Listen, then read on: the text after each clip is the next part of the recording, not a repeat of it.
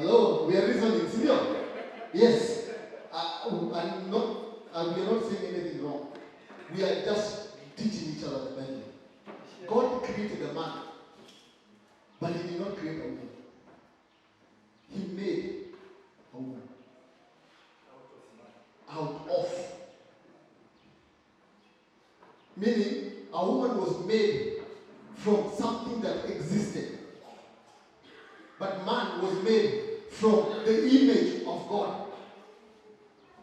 So who was responsible for us to leave the Garden of Eden? Yes. Because he was made in the image of God, while the woman was made from the rib.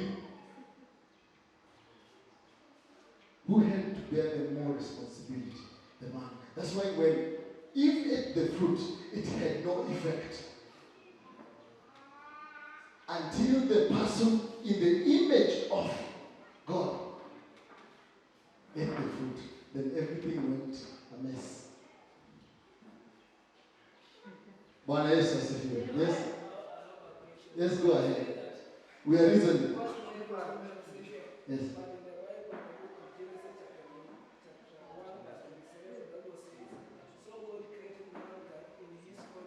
Yes. Yes. But go to the chapter that he was creating. That one is, remember, that is a summary of what he was creating. It's not talking about the part that he created the woman. Because he said in the part that he was creating the woman, he was very categorical how he made Adam sleep. That one is a summary. But there's somewhere he's talking about how the process he took to create the woman. Yes. What the Bible is saying that when the Bible says that Jesus was crucified before the foundation of the earth. Yes. We see it is in the mind of God. Yes. God had the plan of everything Yes. in his mind. So when he says Jesus was crucified before the foundation of the earth, it is in the mind of God that everything was done. So this was just a fulfillment of the plan of God Yes. in his mind. Yes. So when he says that man was created, God created male and female, it is in the plan. Now he comes and creates a man. Yes. Then he made him a woman. Bwana Yesu asifiwe. Thank you so much. You see, Kevin, God, I think in chapter 2, Yes.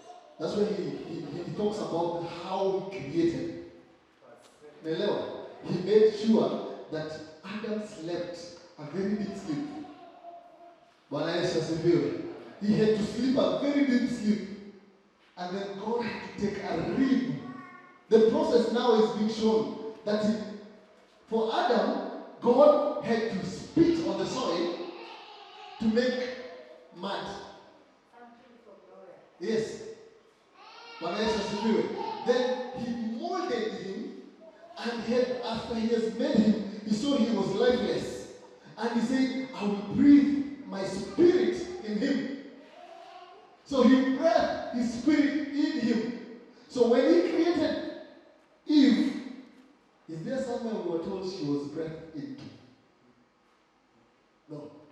Because God just took out a life rib from his creation and created something from something that was existing. That is the only place that God had created something from something that was existing. Hello? A woman is special because she was created from something that was existing. Everything else was created from scratch. And by meaning creating is also, remember, he used the word to make so many things appear. But for man, he had to physically be involved. But that he had to spit into the soil and mold the soil and make man. And look at this person. He's saying, I have to make him in my own image. You see, you carry the image of God. And Kukaribu kurudi kwa preaching. Bwana Yesu asifiwe. But go again. I have a sermon for men. I wanted just to touch on it, but I'm not going to preach about it.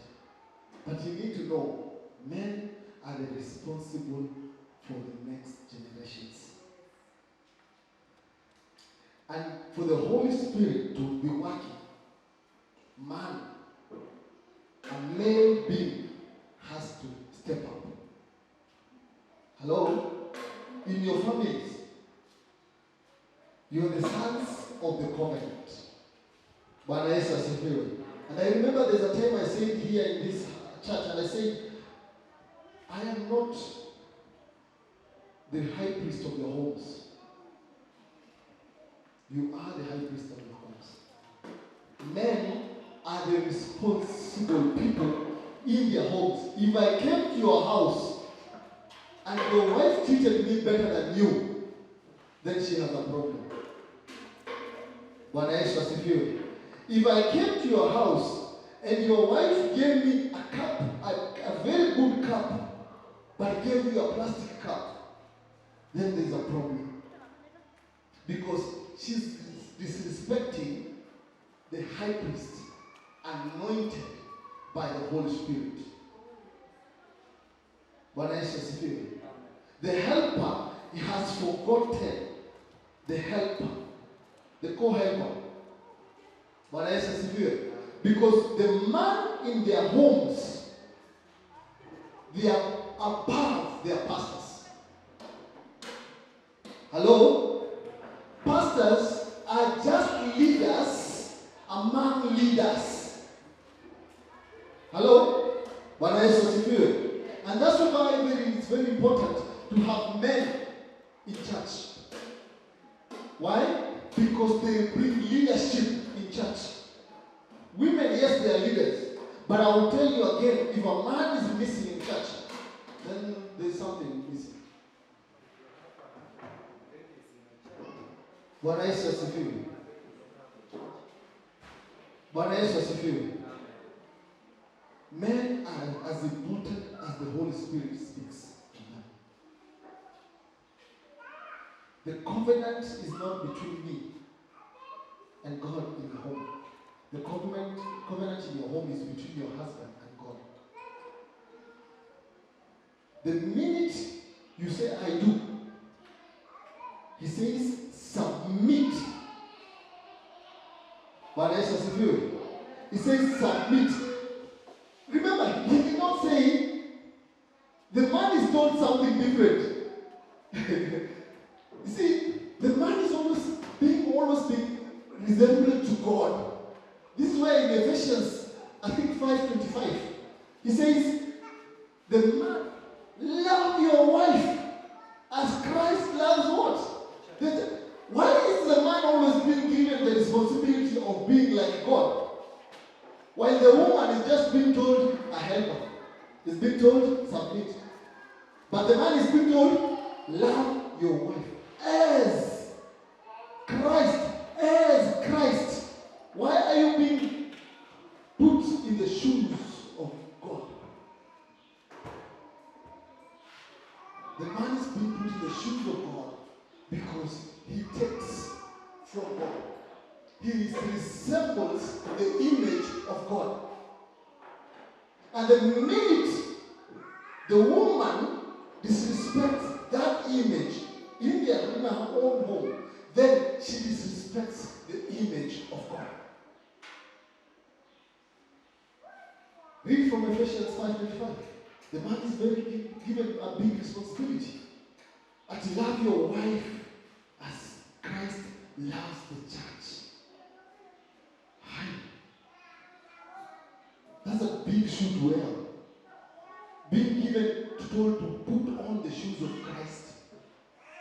You should love like Christ. Like as Christ. But the woman is being told after they say I do, just submit. So who bears the responsibility of the Holy Spirit? Bwana Yesu asifiwe. And I'll say it again, in those homes, in our home,